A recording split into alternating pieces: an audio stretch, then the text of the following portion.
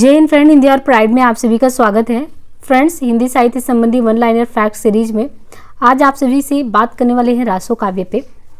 दरअसल जो हमारा हिंदी साहित्य है उसमें जो आदिकाल का समय आता है उसको कई भागों में विभाजित किया गया है। तो उसमें जो एक साहित्य आता है रासो साहित्य, ये इसमें सर्वाधिक प्रसिद्ध ख्याति प्राप्त साहित्य है। सबसे ज़्यादा क्वेश्चन अगर बनते हैं, वर्गीकरण में जाके क्वेश्चन बनते हैं किसी साहित्य से, तो वो रासो साहित्य से बनता है। रासो साहित्य जो है, एक रास साहित्य एक रासो है। रास साहित्य वो जैन साहित्य है, जो इसके पहले के वीडियो में हमने बात की। आज हम बात करने वाले हैं जो आदिकालीन साहित्य में, आदिकाल के समय में जो भी चारण कवि होते थे, जो अपने राजा को प्रशंसा, जो प्राप्त राजा होते थे, यानी जो विजेता होते थे, नहीं भी होते थे, तो उनको खुश करने के लिए, मुद्रा अर्जन करने के लिए वो जो उनकी ख्यातियों का गायन करते थे, तो ये गायन जो होता था वो हमको वीर प्रशस्ति गायन के रूप में देखने को मिलता है। और ये जो हमें रासो काव्य के तहत देखने को मिलता है। तो आदिकालीन साहित्य में वीर भावना से प्रेरित जो रचनाएं रची गई वो रासो काव्य ग्रंथ के तहत आती हैं। ये उल्लेखनीय कि आदिकाल में ही जैन कवियों द्वारा रास काव्य का भी सृजन हुआ, किंतु इन गीत नृत्य परक, उनके में तो गीत था, नृत्य था, गायन था वो, किंतु इन गीत नृत्य परक रासो काव्य परंपरा का मुख्य उद्देश्य जैन धर्म अथवा उनके अनुकूल आचार विचार का प्रचार था। यहाँ पे रासो ग्रंथ जो है उसका जो उल्लेख करेंगे, वीर रस प्रधान जो रासो लिखा जाता था, जिसकी रचना चारण भाट कवि कहते थे, वो अपने जीविकोपार्जन के साधन के लिए, राजा को खुश करने के लिए वो गायन करते थे। तो वहाँ पे धार्मिक आधार था और यहाँ पे कहीं ना कहीं अपने धन के उपार्जन का आधार था। आचार्य रामचंद्र शुक्ल ने रासो साहित्य का विवरण वीर गाथा काल के तहत दिया है। रासो शब्द आया कहाँ से, उसको लेके मतभेद है। कई रचनाकार अलग अलग नाम बताते हैं कि यहाँ से आया, रासो शब्द वहाँ से आया, और ये हुबहू ये क्वेश्चन इसी तरीके से पूछा जाता है कि इनकी मान्यता अनुसार रासो काव्य कहाँ से आया, किसके द्वारा आया। तो ये आपको बिल्कुल कंठस्थ करना है। जैसे मान लीजिए गार्सद तासी जो है, रासो शब्द की व्युत्पत्ति की, रासो शब्द जो ये आया है वो मानते कि राजसूय यानी महान यज्ञ जो होता था, जिसको रासूय यज्ञ आपने सुना होगा, उससे आया है ये रासो ग्रंथ, रासो शब्द आया है। और हरप्रसाद शास्त्री, जिनका हमने बौद्ध गान वो दोहा बताया था, हरप्रसाद शास्त्री ने कहा कि नहीं, ये जो रासो शब्द है ना, ये रासो शब्द दरअसल ये राजयस से आया है। और यहाँ पे देखिए रासक से किसने माना है कि रासो रासक से आया है। तो देखिए रासक से आने वाला जो है रासो शब्द, इसको कई लोग मानते हैं। माता प्रसाद गुप्त मानते हैं, आचार्य विश्वनाथ मिश्र मानते हैं, चंद्रबली पांडे मानते हैं, नरोत्तम स्वामी। तो ये सभी लोग क्या मानते हैं कि रासो शब्द जो आया है ये रासक से बना है। कौन कौन मानते हैं? नरोत्तम, चंद्रबली, आचार्य विश्वनाथ, माता प्रसाद गुप्त। और कविराज श्यामल दास है, ये कहते हैं कि रासो रहस्य से आया है। कविराज श्यामल दास भी कहते हैं और काशी प्रसाद भी कहते हैं। तो कवि काशी जो है ये रहस्य से मानते हैं। और रामचंद्र शुक्ल का, जिनका बिल्कुल ही आपको कंठस्थ करना है, तो रामचंद्र शुक्ल जी रासो ग्रंथ को रसायन से निकला मानते हैं। अब यहाँ पे देखिए, एक तो शुक्ल का ध्यान रखना है, दूसरा हजारी प्रसाद द्विवेदी जी किससे मानते हैं? तो आचार्य हजारी प्रसाद द्विवेदी भी रासक से मानते हैं कि रासक से जो है ये जो है आगे बढ़ा। राउस या रस से कौन मानता है कि ये जो ग्रंथ है, रास बेसिकली जो टर्म आया हुआ है, रामस्वरूप मानते हैं, रामस्वरूप चतुर्वेदी, कि ये राउस या रस से आया है। डॉक्टर दशरथ शर्मा किससे मानते हैं? तो डॉक्टर दशरथ शर्मा ये मानते हैं कि रासक शब्द से आया है। दशरथ शर्मा भी मान रहे हैं, हजारी प्रसाद द्विवेदी भी मान रहे हैं। और गणपति इस तरीके से बताते हैं कि रासक से रास आया, रास से रस आया, रसा से रासू आया, रासू से रासो आया। और काशी प्रसाद जायसवाल ये रहस्य से मानते हैं। बिंदेश्वरी पाठक जो है ये राजयस से मानते हैं। और नंद दुलारे वाजपेयी रास से मानते हैं। तो इसको लिख के थोड़ा सा समझने की कोशिश करिएगा तो अंतर क्लियर हो जाएगा। अब यहाँ पे देखिए, रामचंद्र शुक्ल द्वारा जो वीर गाथा काल के नामकरण के आधार ग्रंथ क्या है? रामचंद्र शुक्ल जी ने कहा, जो भी मैं कहता हूँ भाई, बहुत ही वैज्ञानिक पद्धति पे लेखन करता हूँ, बहुत ही तर्क वाली बातें करता हूँ, इसलिए अगर मैंने बोला आदिकाल वीर गाथा काल इसको नाम दो, तो उसको किस आधार पे मैंने कहा कि आदिकाल को हम वीर गाथा काल कह सकते हैं, ये चीज़ इन्होंने क्लियर किया। तो इन्होंने कहा कि मूल शब्द विद्वान, प्रस्तोता, विद्वान जैसे सारंगधर हैं, तो सारंगधर ने कौन सी रचना रची? हमीर रासो। पूछा जाता है क्वेश्चन, हमीर रासो किसकी रचना है? तो सारंगधर का हमीर रासो है। विजय पाल रासो नल्ल सिंह का है, तो नल्ल विजय। विद्यापति का कीर्तिलता कीर्तिपता का है। ये दलपति विजय जो है ये किसकी रचना है? तो दलपति विजय खुमान रासो की। नरपति नाल विशल की। चंद बरदाई पृथ्वी की। जगनीक परमाल रासो आलाखंड। भट्ट केदार जय चंद्र प्रकाश। मधुकर कवि जय मयंक जस चंद्रिका मधुकर कवि का। अमीर खुसरो खुसरो की पहेलियां। विद्यापति पदावली। किसके द्वारा कौन सी रचना है, इनका क्रम से यहाँ पे विवरण दिया गया है। अब यहाँ पे देखिए दिया गया है प्रमुख रासो ग्रंथ, इनमें से कौन कौन से हैं। तो यहाँ पे देखिए 1184 ईस्वी में जो रचना है शालिभद्र सूरी के द्वारा प्रमुख रासो ग्रंथों में भारतेश्वर बाहुबली रास। शालिभद्र सूरी के द्वारा भारतेश्वर बाहुबली रास 1184 ईस्वी। बुद्धि रास पंच पांडव चरित जो रास है ये 1353। तो एक पंच पांडव चरित हो गया। बाकी भरतेश्वर बाहुबली रास, बुद्धि रास ये भी शालिभद्र सूरी का है। आसगु कवि, आसगु कवि के द्वारा 2 रास है चंदन बाला जीवदया। तो चंदन बाला जीवदया, चंदन बाला जीवदया ये दोनों, चंदन बाला इनका 1200 ईस्वी है आसगु कवि का, और 1200 में ही जीवदया रास भी है। आसगु का चंदन बाला हो जीवदया हो दोनों ही 1200 ईस्वी है। इसके बाद नाम आता है जिनधर्म सूरी का। जिनधर्म सूरी का अस्तुली भद्र रास है, यानी जो जिनधर्म सूरी इनका अस्तुली भद्र रास है 1200 ईस्वी। विजय सेन सूरी के द्वारा रेवंत गिरी 1231। सुमत गढ़ी नेमिनाथ रास 1238। दिल्हड़ कवि गय सुकुमार रास 14वीं सदी। सार मूर्ति कवि जिन पद्मसूरी पट्टाभिषेक रास 1333 ईस्वी। पज्ञ तिलक कछुली रास 1306। उदयवंत कवि गौतम स्वामी रास 1355 ईस्वी।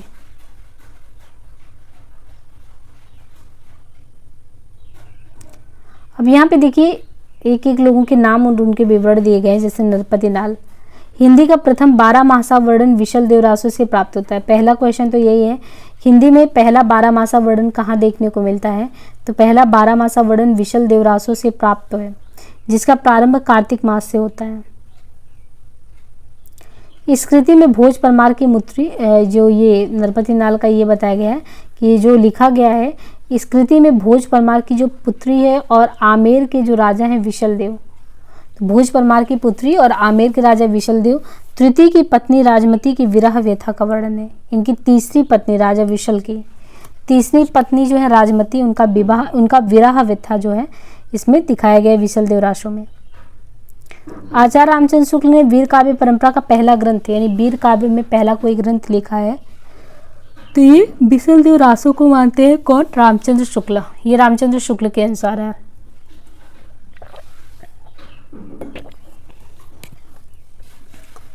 श्रृंगार रस प्रधान इस कृति में, यानी श्रृंगारिक जो रस हैं, तो श्रृंगार रस प्रधान इस कृति में छंद वैविध्य के साथ साथ विभिन्न राग रागनियों, विशेषता राग केदार का प्रयोग भी मिलता है। इसमें मेघदूत एवं संदेश रास के संदेश परंपरा भी मिलती है।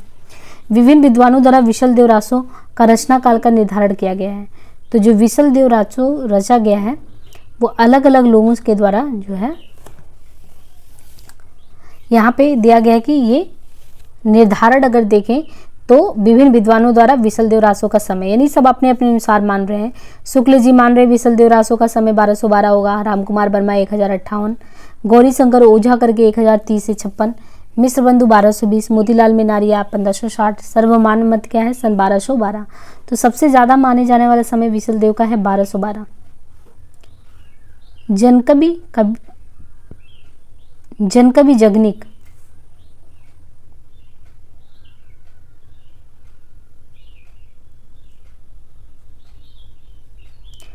जगनीक कालिंजर के चंदेल राजा परमार्द देव, परमात्म या परमाल देव, यहाँ पे कवि जगनीक के बारे में है कि जो जगनीक हैं ये कालिंजर के चंदेल राजा जो थे परमार्द देव, परमात्म या परमाल देव के दरबारी कवि थे। कालिंजर के राजा की सेना में बनाफर शाखा के 2 क्षत्रिय और आल्हा और उदल रहते थे।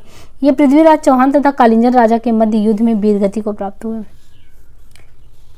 कवि जगनीक ने इन्हीं आल्हा और उदल नामक 2 वीरों की गाथा को लेकर परमाल रासो आलाखंड जो है, परमाल रासो आलाखंड काव्य लिखा।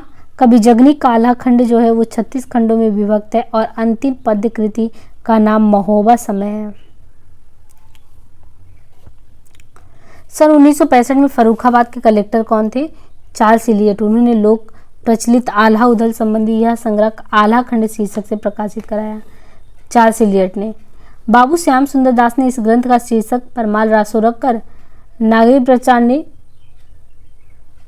देखिए यहाँ पे दिया है कि शुक्ल ने वीरगाथा काल में जिन 7 प्रबंध काव्यों की चर्चा की उनमें सर्वाधिक लोकप्रिय प्रबंध काव्य तो परमाल रासो है। परमाल रासो का समय अगर देखें तो समय इसका क्या है, परमाल रासो का समय 13वीं सदी है। परमाल रासो वर्षा ऋतु में उत्तर प्रदेश के बैसवाड़ा, पूर्वांचल और बुंदेलखंड क्षेत्र में गाया जाता है। उनके परिवर्तन के बावजूद यह ग्रंथ रसिकों को भी आनंदित कर देता है। अतिशयोक्ति, वर्षाव,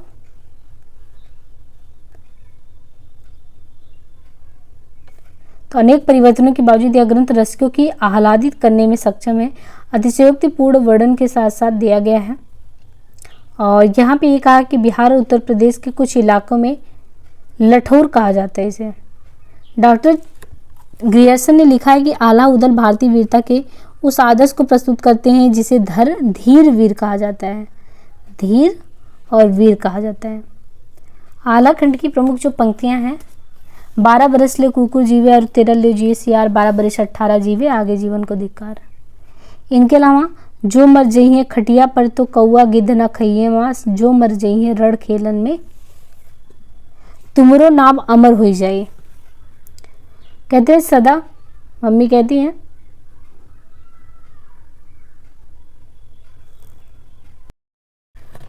जो मर जइहे खटिया पर तो कौआ गिद्ध न खइये मांस, जो मर जइहे रण खेतन में तुमरे नाम अमर हो जाए। तो देखिए आल्हा में अगर आप देखें आल्हा खंड की प्रमुख पंक्तियों में तो बहुत ही वीरता परक जो पंक्तियां यहाँ पे उद्धृत हैं। सदा तरैया ना बन फूले यारो सदा ना सावन होए, स्वर्ग मड़ैया सब काहों को यारो सदा से सावन होए। अबे महोबा सक्षम बाटे चिंता रवा भरे के नाय, खट खट खट तेगा बोले बोले छपक छपक तलवार, चले जुनब्बी और गुजराती ऊना चले विलायन क्यार। इसी तरीके से जिनके टंगरी धय के फेंके से ता चुरचुर हो जाए, मस्तक मारे जी हथनी के हाथी डोंगा चलल बहाए। तड़तड़ तेगा बोले उन्हें के खटर खटर तलवार, तेगा चमके बरदानन के कटकट गिरे सुधरना जवान, गोला लागे जो ऊटन के सो गिरी परे चकत्ता खाए। भक्ति काल के महान कवि सूरदास ने अपनी कृति साहित्य लहरी में स्वयं को चंद्रबरदाई का वंशज माना है। स्वयं को शुक्ल जी कहते हैं कि चंद्रबरदाई हिंदी प्रथम महाकवि माने जाते हैं और इनका पृथ्वीराज रासो हिंदी का पहला महाकाव्य है। पृथ्वीराज रासो में भारत के हिंदू सम्राट पृथ्वीराज चौहान के वीरतापूर्वक आदर्श एवं दर्प की कथा 69 समय सर्गों में विभक्त है। तो देखिए रासो ग्रंथ में अगर देखें तो पृथ्वीराज रासो जो है एक अद्भुत ग्रंथ है, सर्वाधिक ख्याति प्राप्त ग्रंथ है। ऐसे में शुक्ल जी ने चंद्रबरदाई के संदर्भ में लिखा कि वो हिंदी के पहले महाकवि हैं। उनका पृथ्वीराज रासो हिंदी का पहला महाकाव्य है और ये जो महाकाव्य है 69 समय या खंडों और 68 प्रकार के छंदों का प्रयोग करके लिखा गया है, जिसमें किसके बारे में वीर प्रशस्ति है? हिंदू सम्राट हैं पृथ्वीराज चौहान। कवित्त है, छप्पे, दोहा, तोमर, टोटक, गाहा और आर्या। इन्हीं सब छंदों के प्रयोग के कारण चंद्रबरदाई को छप्पयों का राजा विशेषज्ञ माना जाता है। हजारी प्रसाद द्विवेदी ने पृथ्वीराज रासो को सुख सुखी संवाद के रूप में रचित माना है। तो किसने? हजारी प्रसाद द्विवेदी ने पृथ्वीराज रासो को क्या माना है? हजारी प्रसाद द्विवेदी ने पृथ्वीराज रासो को सुख सुखी संवाद के रूप में रचित माना है। डॉक्टर बच्चन सिंह ने लिखा है कि यह यानी पृथ्वीराज रासो एक राजनीतिक महाकाव्य है। दूसरे शब्द में राजनीति की महाकाव्यात्मक त्रासदी है। यहाँ पे देखिए इस रचना में कैमास वध आता है। कैमास वध पृथ्वीराज रासो का एक महत्वपूर्ण समय सर्ग है। समय सर्ग प्रेम और सौंदर्य की व्यंजना के लिए इसमें अगर देखें तो प्रेम और सौंदर्य दोनों के लिए दिया है, दोनों की व्यंजना के लिए 9 रसों का यहाँ पे मार्मिक चित्रण प्रस्तुत किया गया है। इस ग्रंथ के आदि पर्व में ही इसकी ओर संकेत मिल जाते हैं। उक्ति धर्म विशालस्य राजनीति नवरसम षड भाषा पुराचा कुरानम कथितामयम। पृथ्वीराज रासो का अंगिरस वीर रस है। डॉक्टर नगेंद्र ने आलोच ग्रंथ में 68 प्रकार के छंदों का प्रयोग माना है। इसमें डॉक्टर रामकुमार वर्मा व अन्य विद्वानों का मत आलोच ग्रंथ में 72 प्रकार के छंदों का प्रयोग माना जाता है। डॉक्टर विश्वनाथ त्रिपाठी का मानना है कि यद्यपि चंद वैविध्य छंदों के प्रयोग में कुशल है किंतु छप्पे उनका निजी छंद है। तो डॉक्टर विश्वनाथ त्रिपाठी क्या मानते हैं कि यद्यपि जो चंद है वैविध्य छंदों के प्रयोग में कुशल है किंतु जो छप्पे है उनका निजी छंद है। शिव सिंह सेंगर ने शिव सिंह सरोज में चंदबरदाई को छप्परों का राजा माना है। डॉक्टर बच्चन सिंह ने पृथ्वीराज रासो के संबंध में क्या लिखा है?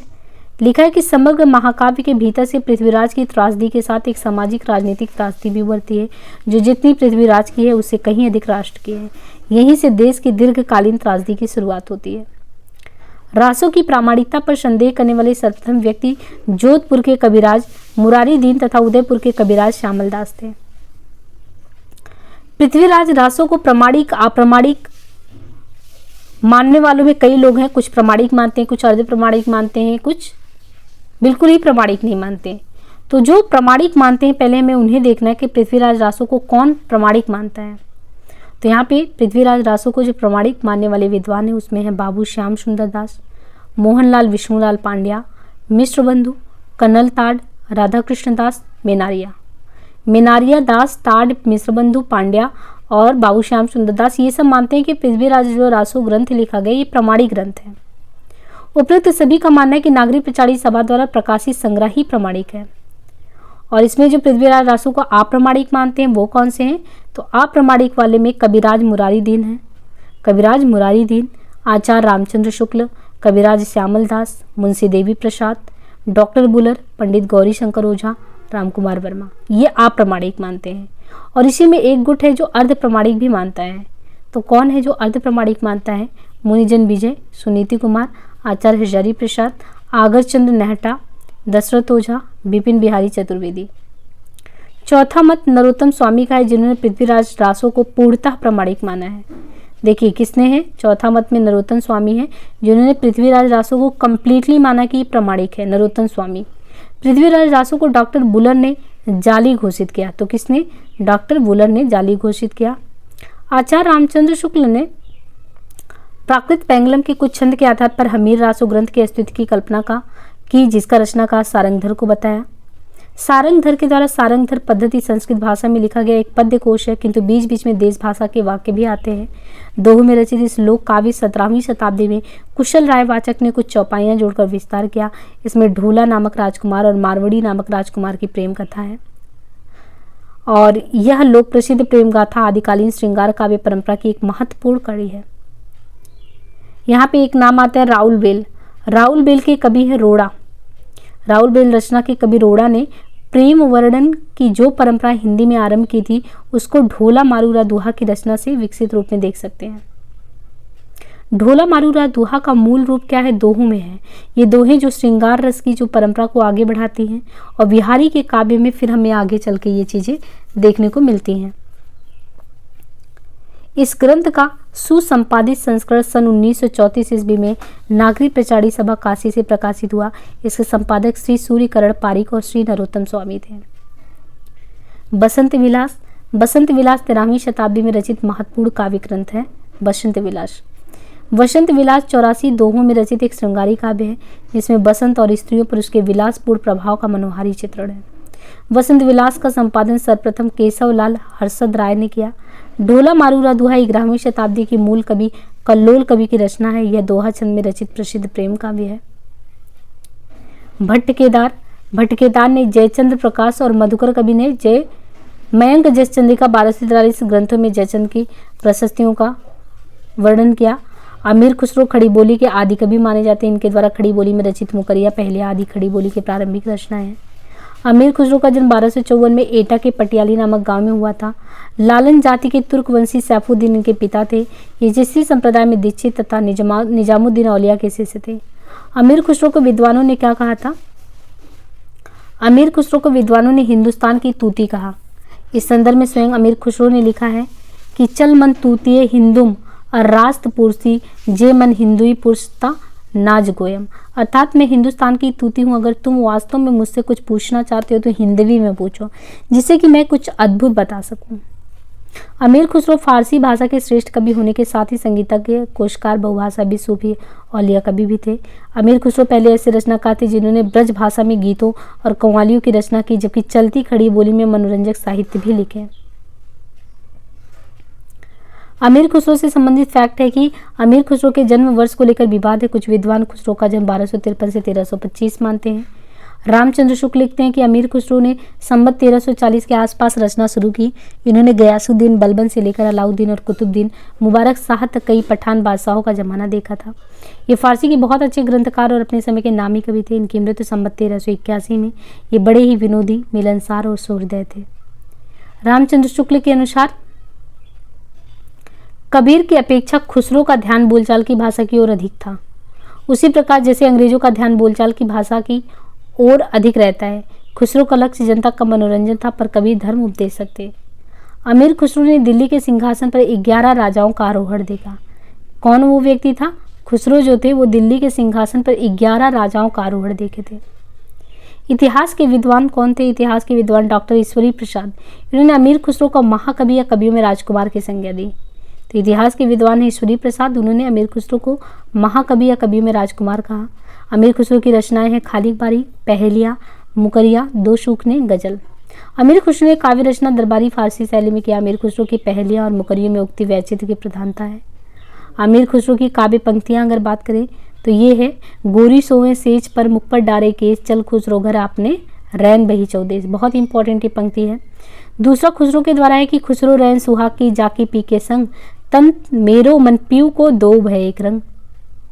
सजन सकारे जाएंगे नैन मरेंगे रोए, बिधना ऐसी रैन करे भोर कभी ना होए। मोइनुद्दीन चिश्ती की मृत्यु पर खुसरो द्वारा कहा गया ये। इनके द्वारा जो पहेलियां थी तो पहेलियों को भी बुझाना पड़ता है। जैसे एक थाल मोती से भरा, सबके सिर पर औधा धरा, चारों ओर वह थाली फिरे, मोती उनसे एक न गिरे। तो इसका क्या मतलब है? आकाश। दूसरा, शीशा, अर्थ तो इसका बूझेगा, मुंह देखो तो सूझेगा, दर्पण। एक नार ने अचरज किया, सांप मरी पिंजड़े में दिया, जो जो सांप ताल को खाए, सूखे ताल सांप पर मर जाए। ये क्या होगा? दिया बत्ती। ब्रज भाषा का इनका रूप देखें तो ब्रज भाषा में इन्होंने लिखा, एक नार पिया को भानी, तनवा को सरगा जो पानी। कहते हैं कि चूक भई कुछ बासो ऐसी, देश छोड़ भयो परदेसी। चाम मास वाके नहीं इनके हाड़, हाड़ में वाकई छेद। मुकरिया है इनके द्वारा, नित मेरे घर आवत है, रात गए फिर जावत है, फसल अमाव सा गोरी के फंदा, ए सखी ना सखी चंदा। जब मांगू तब जल भरी लावे, मेरे मन तपन बुझावे, मन का भारी तन को छोटा, से सखी साजन का सखी लोटा। और इनके द्वारा जो गीत है बहुत ही प्रसिद्ध प्राप्ति गीत है, काहे को बिहाए परदेश सुन। एक बेटी का है अपने पिता के लिए कि काहे को बिहाए परदेश सुन बाबुल मोर, भैया के दिए बाबुल महला दुमहला, हमके दिए परदेश सुन बाबुल मोरे। मैं तो बाबुल तेरे पिजड़े की चिड़िया, रात बसे उड़े जाऊं सुन बाबुल मेरे। और ये कहते हैं, गुड़िया खिलौना ताक में रह गए, नई खेलन को दांवरी। निजामुद्दीन औलिया भैया फकर चले, दरे हो बाके पाँव की। यह छंद औलिया की मृत्यु पर खुसरो ने स्वयं गाया था। और इनके द्वारा जो फारसी और हिंदी में मिश्रित गाया गया है, चू सज्म सोजाम चू जर्र हेराब, असके आमे, न नींद रहना न अंग चैना, न आप आवे न भेजे पतिया। गजल में जे हाल मिसकी, तगा फुल दराए नैना बनाए वतिया। किताबी हिजरा न दारम एक जा, न लेहु काहे लगाए छतिया। तो यहाँ पे देखिए, अब जो विद्यापति का शुरुआत होता है यहाँ से, तो हम नेक्स्ट टॉपिक में विद्यापति से करेंगे, है ना, नेक्स्ट वीडियो में। आज के लिए इतना ही रहने देते हैं और प्लीज़ आप चैनल को सपोर्ट करते रहिए। आज के लिए इतना ही, धन्यवाद। जय हिंद फ्रेंड, हिंदी और प्राइड में आप सभी का स्वागत है। फ्रेंड्स, हम यहाँ पे हिंदी साहित्य संबंधी वन लाइनर फैक्ट सीरीज लेकर चल रहे हैं, जिसमें आपको इम्पॉर्टेंट जो भी टॉपिक है उनसे फैक्ट जो रिलेटेड होते हैं उन पर डिस्कस कर रहे हैं। और जैसे कि हम आदिकाल पे बात कर रहे हैं, और आदिकाल के तहत हम विद्यापति को जब पढ़ते हैं तो विद्यापति से संबंधित बहुत सारे फैक्ट है जो हमारे एग्जाम में पूछे जाते हैं। विद्यापति को देखें तो उनका जन्म और मृत्यु 1350 से 1460, यानी जन्म 1350 से 1460। जन्मस्थान इनका बिपसी दरभंगा बिहार है। पिता इनके गणपति ठाकुर हैं। गुरु इनके पंडित हरिमिश्र हैं। तो विद्यापति के गुरु का नाम पूछा जाता है पंडित हरिमिश्र। आश्रयदाता इनके शिव सिंह हैं और कीर्ति सिंह, शिव सिंह और कीर्ति सिंह। विद्यापति शैव संप्रदाय के कवि हैं। विद्यापति को शैव संप्रदाय के कवि के तौर पे जाना जाता है। डॉक्टर बच्चन सिंह ने विद्यापति को जातीय कवि कहा है। तो वैसे तो ये शैव संप्रदाय के कवि थे। बच्चन सिंह ने विद्यापति को क्या कहा है? जातीय कवि। महामहोपाध्याय हरप्रसाद शास्त्री, ये क्वेश्चन आया हुआ है। आप असिस्टेंट प्रोफेसर वाले प्लेलिस्ट में जाइए, वहाँ से क्वेश्चन को लगाइए तो आपको आइडिया होगा कि कैसे क्वेश्चन आता है। तो यहाँ पे जो विद्यापति जी हैं शैव संप्रदाय के कवि हैं, इनको जाति कवि किसने कहा? बच्चन सिंह ने कहा। महामहोपाध्याय हरप्रसाद शास्त्री ने विद्यापति को कहा था पंचदेव उपासक। आचार्य हजारी प्रसाद द्विवेदी ने विद्यापति को क्या कहा? श्रृंगार रस के सिद्ध वाक्य कवि। हजारी प्रसाद ने कहा कि श्रृंगार रस के ये सिद्ध वाक्य कवि हैं। और रामचंद्र शुक्ल कैसे पीछे रहते, लेकिन रामचंद्र शुक्ल ने विद्यापति के कवित्व पे क्वेश्चन मार्क लगा दिया। उन्होंने कहा कि आजकल आध्यात्मिक रंग के चश्मे अगर देखें तो आध्यात्मिक रंग के चश्मे आजकल बहुत सस्ते हो गए हैं। उन्हें चढ़ाकर जैसे कुछ लोगों ने गीत गोविंद को आध्यात्मिक संगीत बताया, वैसे ही विद्यापति के इन पदों को भी। तो विद्यापति पे आरोप लगाते हैं कि ये सब श्रृंगारिकता से परिपूर्ण कवि जो है अपने ईश की कल्पना करते हैं, उसी अनुरूप साहित्य लिखते हैं। तो हम इनको ऐसी श्रेणी में नहीं, साहित्यकार की श्रेणी में डाल सकते हैं। और इन्होंने जयदेव के द्वारा जो रचित गीत गोविंद है उससे तुलना करके बताया है। विद्यापति को निम्न उपाधियों से भी विभूषित किया गया। विद्यापति को अभिनव जयदेव कहा जाता है, कवि शेखर, कवि कंठहरहार, कवि कंठहार भी कहते हैं, नव कवि शेखर, खेलन कवि, दशावधान, पंचानन, मैथिल, कोकिल, राज पंडित, कविरंजन। तो इतने नामों से विद्यापति को जाना जाता है। अभिनव जयदेव, कवि शेखर, कवि कंठहार, नव कवि शेखर, खेलन कवि, दशावधान, पंचानन, मैथिल, कोकिल, राज पंडित, कविरंजन। हिंदी में विद्यापति को कृष्ण गीत परंपरा का, यानी कृष्ण गीत परंपरा का एक प्रवर्तक के तौर पे भी मानते हैं। विद्यापति को अभिनव जयदेव की उपाधि दिया किसने? तो जो विद्यापति को अभिनव जयदेव की उपाधि देने वाले थे वो तिरहुत के राजा शिव सिंह थे। छायावादी कवि सूर्यकांत त्रिपाठी निराला ने लिखा है कि विद्यापति के पदों को, जो विद्यापति के द्वारा जो पद लिखे गए हैं, तो छायावादी कवि निराला कहते हैं कि विद्यापति के पदों को जो है पढ़कर पाठक भाव विभोर उठता है, तथा उन्होंने पदावली की मादकता की तुलना नागिन की लहर से भी की है। भाषा और रचनाएं देखें तो इनके द्वारा मैथिल पदावली जो है मैथिल में लिखा गया, औहट्ट में कीर्तिलता पताका, और संस्कृत में इनकी बहुत सारी रचनाएं हैं। शैव सर्वस्व स्वार, प्राणभूत पुराण संग्रह, भू परिक्रमा, पुरुष परीक्षा, लिखनावली, गंगा वाक्यावली, दान वाक्यावली, विभाग सार, गया पतलक, वर्णकृत, दुर्गा भक्त तरंगिणी, मणिमंजरी, द्वैत निर्णय, गोरक्ष विजय। गोरक्ष विजय इनके द्वारा जो लिखा गया वो संस्कृत मैथिली में लिखा गया है। पदावली में देखें तो विद्यापति को हिंदी साहित्य में वही स्थान प्राप्त है जो जयदेव को संस्कृत साहित्य में। तो विद्यापति को हिंदी साहित्य में वही स्थान प्राप्त है जो जयदेव को संस्कृत साहित्य में। विद्यापति हिंदी साहित्य में पद शैली के प्रवर्तक और सूरदास के पद प्रदर्शक माने जाते हैं। विद्यापति द्वारा मैथिली हिंदी में रचित पदावली का वर्ण विषय राधा और कृष्ण के भौतिक एवं श्रृंगारिक प्रेम का वर्णन है। इस सरस गीत परक काव्य में राधा कृष्ण का प्रेम किसी बंधन को स्वीकार नहीं करता। इसमें वयाह संधि, नक्सी, कभिसार, मान आदि का खुलकर कवि ने चित्रण किया है। आचार्य हजारी प्रसाद द्विवेदी ने विद्यापति को श्रृंगार रस का सिद्धवाक कवि माना है। और पदावली में वर्णित उनकी राधा के संबंध में लिखते हैं कि जहाँ चंडीदास के पदों में राधा के अत्यंत कोमल एवं सुकुमार हृदय का परिचय मिलता, वहीं विद्यापति की राधा अधिक विलासवती एवं विदग्ध मिलती है। यह हजारी प्रसाद द्विवेदी ने विद्यापति के श्रृंगार रस को और उनको ध्यान में रखकर कहा है उनके संबंध में। बच्चन सिंह कहते हैं कि विद्यापति को अपरूप का कवि, तो विद्यापति को अपरूप का कवि कहने वाले कौन है? बच्चन सिंह। उन्हें मानते हुए, अपरूप का कवि मानते हुए हिंदी का जाति कवि भी कहते हैं। कीर्तिलता, इनकी रचना औहट्ट भाषा में कीर्तिलता लिखा गया संवत 1380 विक्रमी के आसपास। कीर्तिलता एक चरित काव्य है। इस अपूर्ण ऐतिहासिक काव्य में कवि ने आश्रय दादा जो राजा कीर्ति थे उनके सिंह का यशोगान किया। कीर्तिलता 4 पल्लों में विभक्त है। इस चरित काव्य को विद्यापति ने क्या कहा? 4 पल्लों में विभक्त, इसलिए इसे पुरुष कहानी कहा है। विद्यापति ने कीर्तिलता की भाषा को देसिल बैना की संज्ञा भी दी है। देसिल बैना। कीर्तिलता और कीर्ति पताका में विद्यापति ने गद्य का भी प्रयोग किया है। जो इनकी रचना कीर्ति पताका है, औहट्ट भाषा में रचित विद्यापति की यह कृति मूल रूप में अभी तक प्राप्त नहीं है, यानी कीर्ति पताका अभी तक प्राप्त नहीं है। यह अभी तक अप्रकाशित कृति है कीर्ति पताका। कीर्ति पताका में राजा शिव सिंह के युद्धों का वर्णन है।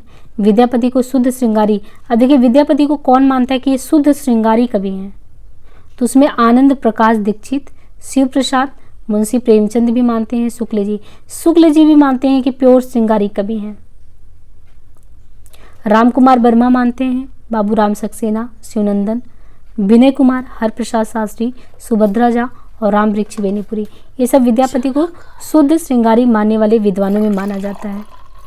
विद्यापति को जो रहस्यवादी मानने वाले विद्वान हैं, तो इसमें विद्यापति को अगर देखें तो रहस्यवादी मानने वाले विद्वानों में कौन कौन से आते हैं, तो इसमें है जॉर्ज अब्राहम ग्रियर्सन, नगेंद्रनाथ गुप्त, जनार्दन मिश्र।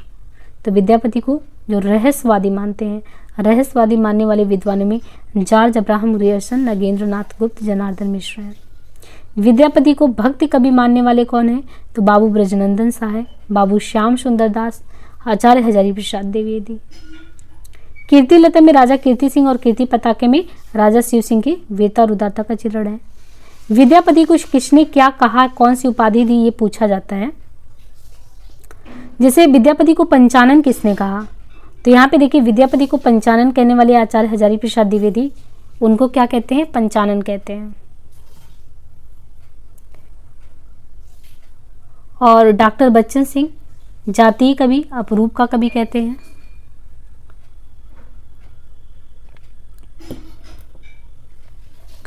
डॉक्टर बाबूराम सक्सेना कूच कवि, हरप्रसाद शास्त्री कूच कवि, महाराज शिव सिंह, अभिनव जयदेव, मिथिला के मनीषियों ने इनको मैथिल कोकिल कहा, हरप्रसाद शास्त्री ने पंचदेव पाशक कहा, दिल्लीपति दशावधान, यानी दिल्लीपति ने दशावधान। तो हजारी प्रसाद ने पंचानन कहा, बच्चन सिंह ने जातीय या अपरूप, बाबूराम सक्सेना कूच कवि, हरप्रसाद शास्त्री ने कूच कवि कहा इनको, मिथिला के मनीषियों ने मैथिल कोकिल कहा। विद्यापति ने कीर्ति लता में राजा कीर्ति सिंह का वर्णन करते हुए अपने को खेलन कवि कहा। विद्यापति के पद अधिकतर श्रृंगार के ही हैं, जिनमें नायिका और नायक राधा कृष्ण हैं। इन पदों की रचना जयदेव के अनुकरण पर शायद ही की गई हो, इनका माधुर्य अद्भुत है। आचार्य रामचंद्र शुक्ल के द्वारा ये कहा गया।